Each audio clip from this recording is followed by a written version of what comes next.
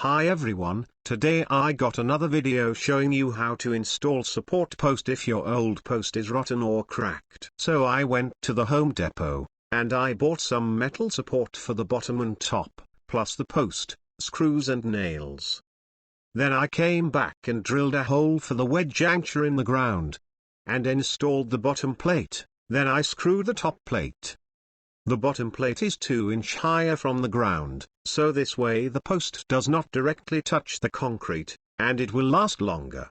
I also cut the post ½ centimeter shorter, and installed it, then used some outside screw and nail to keep it in place, so this way I save my balcony from falling. Thanks for watching and please like and subscribe.